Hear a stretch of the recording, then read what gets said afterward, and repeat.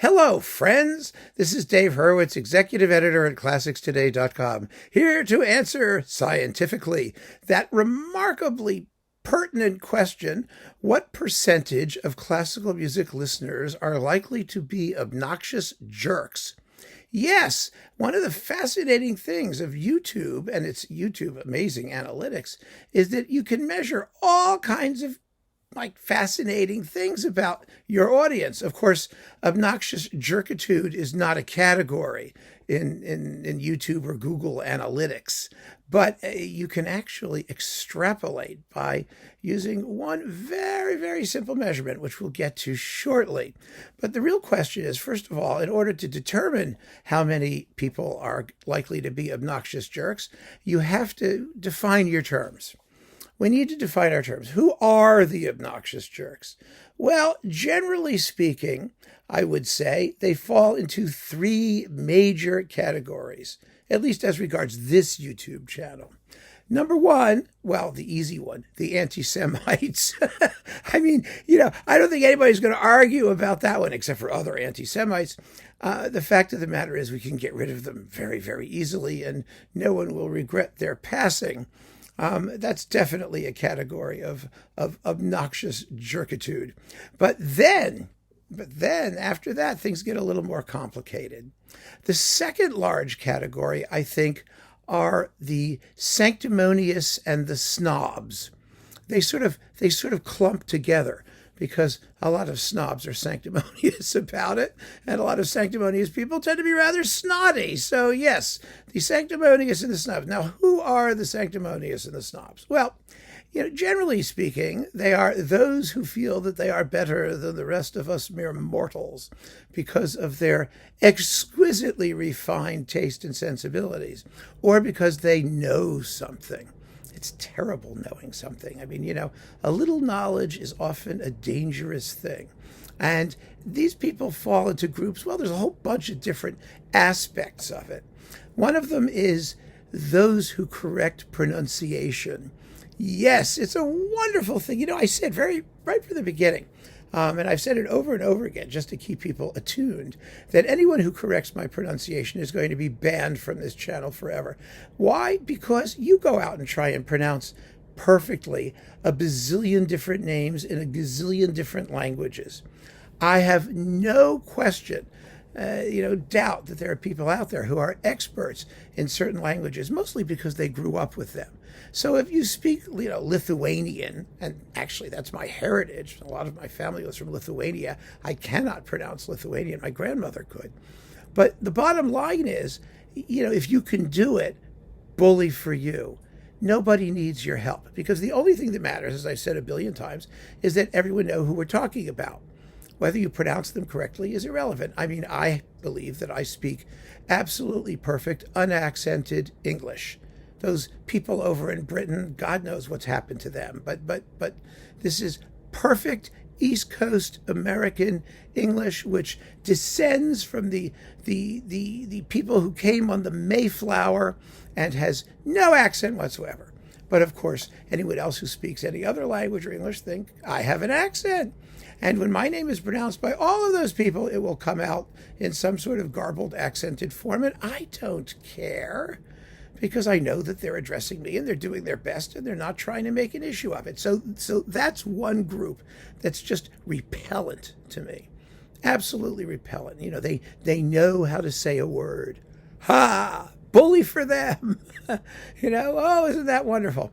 So that's one thing. The other thing is people who think they know more than you do. Now, look, the fact of the matter is, there is no topic that I discuss that there isn't someone out there who knows more than I do. I mean, about it. There's no question about that. You can only do the best you can. And of course, I'm a generalist. But the issue is not who knows more. The issue is, how do you use the information that you do know, and how helpful is it to other people? And so quite a few people chime in with, useless bits of trivia. I would say, actually, one of the most stupid and sanctimonious, useless bits of trivia that pop up are the people who know the Sibelius quote. You know the Sibelius quote? No one has erected a statue to a critic. Pay no attention to the critics. No one has ever erected a statue to a critic. First of all, erecting a statue is irrelevant to anything. It says nothing about anything. Second of all, it's not true.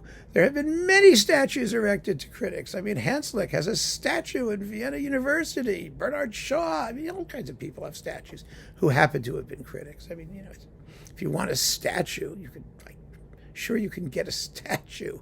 But, that's also irrelevant.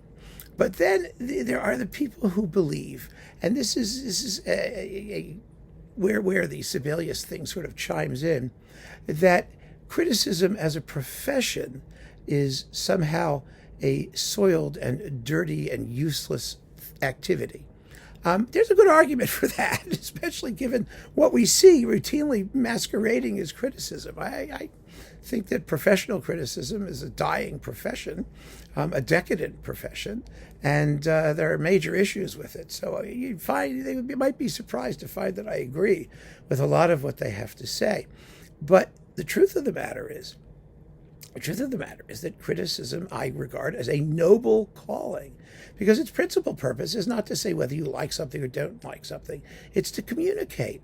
It's to stimulate. It's to create conversations about music, about the topic. It's to be sometimes a little controversial. It's to get people to think, to get people to go out and experience the thing that's being criticized, and to educate and elevate people's taste to the extent that it can be elevated.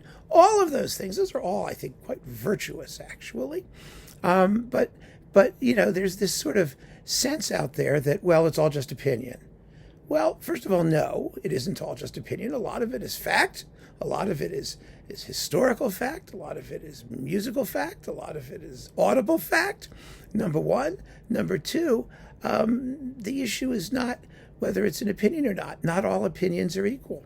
And that's also a fact. Opinions are based on knowledge, experience, on sifting through, all kinds of different factors. And that makes some opinions more valuable than other opinions.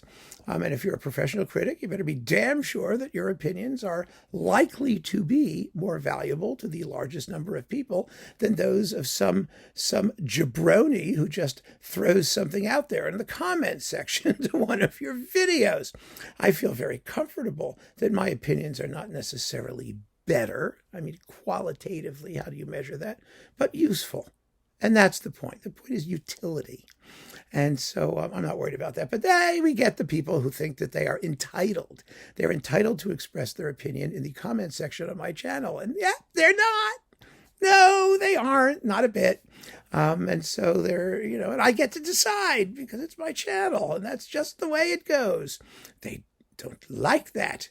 So we get rid of them. Yes, we get rid of them. And it's just charming and delicious. And then the third group of people, which is the largest group of all, these are the hysterics who are cultists. They either are artist groupies or, something else, audiophiles. They had nervous breakdowns or things. They say whatever floats their boat. They're a member of a clique. And the purpose of a cult is not to support the thing that it worships. It's rather to find more members of the cult, and they are just waiting, lying in wait to be offended and to attack, to defend. And the fact of the matter is, none of these artists need defending. They really don't. I mean, there's no such thing as bad publicity. Anytime they get mentioned, the only thing that should come out of anybody's mouth is thank you for mentioning me, or whatever it is, because it's all part of that wonderful discussion, and people will, of course, draw their own conclusions. But the cultists, the screaming memes, they are such lunatics. Oh my goodness, and so much fun to see them jump up and down and carry on. Anyway, that's the third group. Now, what do we do with the dicks and the pricks? Well, the wonderful thing about this, and what makes this whole discussion the totally objective measure of scientific accuracy, is that I can ban them. I can ban them from my channel. What a wonderful feature that is. I can't even tell you how much I love that feature. Because the truth of the matter is the dicks and the pricks, the obnoxious jerks, are, for the most part, people who are hiding behind the fabulously cowardly anonymity of a screen name and think that this gives them license to say things that they wouldn't dream of saying if they were, confronting you in person, if you knew who they were, if you knew what their name was. A lot of the artist groupies are hidden. In other words, they don't want to admit that they're artist groupies because they actually are friends or acquaintances of the artists. I mean, believe me, I've been doing this for 40 years. I know who these people are, and I know how they operate, and I know the kinds of things that they say. It's hilarious, actually. But, you see them jumping to the defense of, various people and whatnot, and being just horrible about it, and anonymously. See, I wouldn't have a problem if these people actually revealed who they were. But the problem is a lot of them are actually in the arts business. Whether they're the artists or friends of the artists or their parents or whatever they are, but they're somehow related. And so they feel the need to stand up for their either client or hero or whatever it is. I mean, so that's that other group. I'll never forget, actually, one of them who did reveal themselves. It was a fascinating back and forth we had. It wasn't too long ago, actually. Some of you may know there was a very fine violinist named Aaron Rosand. And Aaron Rosand never had quite the career that he probably deserved to have. I mean, he was really, really talented. He blamed Isaac Stern for his, lack of career to some extent. It may have been that, in the competitive world of the arts and whatnot, that they locked horns and Aaron Rosand came out the loser. That's the way the business works. Anyway, Aaron Rosand was really a fine violinist, and he made some terrific recordings, not the least a fabulous account of the Glazunov Concerto for Vox. It was one of his last recordings, which I gave like a 10-10 to. I mean, I was totally on his side. However, CD Records, which is an absolutely stupendous label, and which has also a superb violinist in Rachel Barton Pine, released Joachim's Hungarian Concerto, coupled to the Brahms Concerto. It was a wonderful 2-disc set with a fabulous account of the Joachim, which is a beautiful, beautiful work that's very little known. Aaron Rosand recorded the Hungarian Concerto as well, with cuts to the tutis, I believe, if I'm not mistaken, if I remember correctly, but that's okay. I gave a very positive review to the Rachel Barton Pine CD Joachim Hungarian Concerto. I mean, that was just by itself, that's all. Just saying it was really, really good, that the piece hadn't been recorded that often, and this was, one of the few modern recordings. There have been some others since then, actually, but yeah, it was really good. Well, Aaron Rosand's brother, it was his brother, of all people, he identified himself as such, went completely nuts. Not because I had said anything, and I never even mentioned Aaron Rosand. I hadn't even discussed it, hadn't said a word, not a word about him. And he wrote this vile, just vituperative, email to me. This was on Classics Today, by the way. It was before the YouTube business started. And he is screaming about how Aaron Rosand had done it, and it was the greatest recording ever, and who the hell was I, not to mention Aaron Rosand. Never mind the fact that I had nothing to do with Aaron Rosand. I mean, it was really, really just hate-filled and full of bile and piss and vinegar. So I wrote back to him and I said, you need help. Go get it. But at least he had the fortitude to identify himself.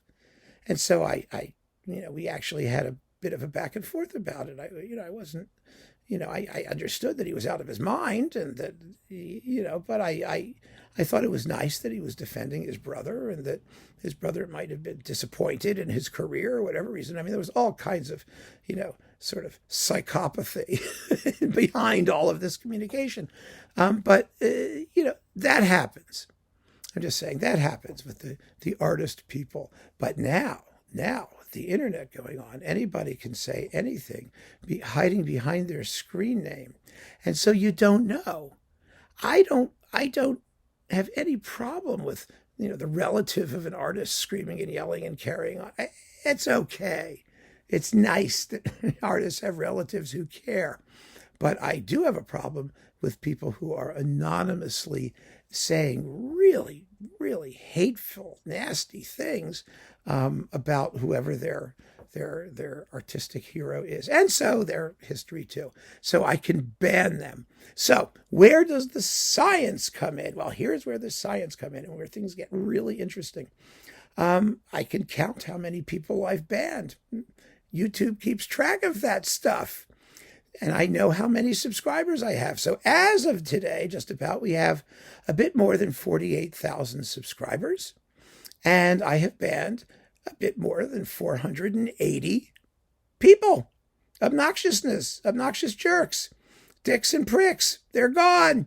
They're banned. But that's exactly 1%.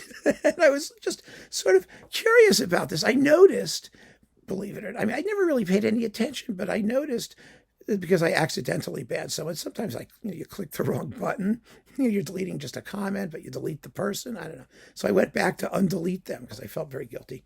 And I noticed that there was a running total.